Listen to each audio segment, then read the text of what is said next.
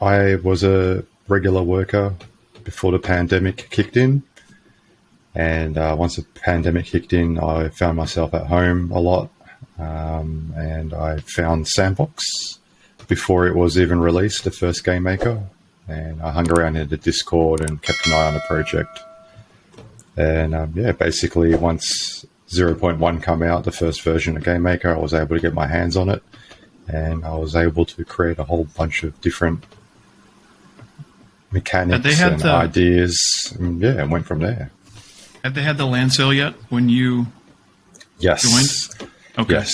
So they had one land sale before I found out about the project's performance. I knew about them in about 2018 when Decentraland was floating around. Sandbox had a few screenshots of what they wanted to build, but it was just an idea back then, and I kind of ignored it until the land sale kicked in 2020. And the second sale, I bought a whole bunch of land because they were only like $55 back then. And comparing it to like Decentraland and Crypto Voxels, which were like in the hundreds and some of them were in the thousands, it made sense to buy as much as I could at the time. And yeah, it panned out quite well. So, like, what was it that you saw in the Sandbox? Because we talked about this prior because you said that you were looking at Decentraland, and then when you saw the Sandbox, you were like, okay, I'm going all in on this. Like, what was it that you saw in the Sandbox that got you so excited? So I already played with Decentraland. I own a couple of lands there from the very first land sale in 2017. I still hold them. I don't build on that platform because the limitations of what you can put on your land is quite small, and the editor/program to build on it is not very, it wasn't good at the time.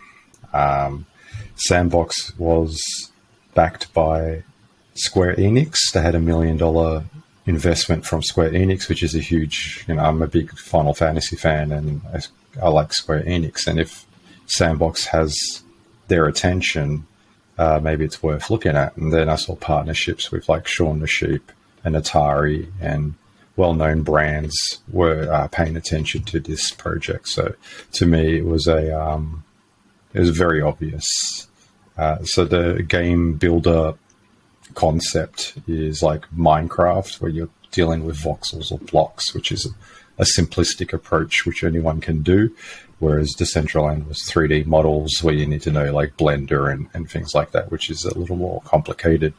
So I think that was a winning formula, and then it was all just a matter of watching the progress unfold, and it was good because they delivered.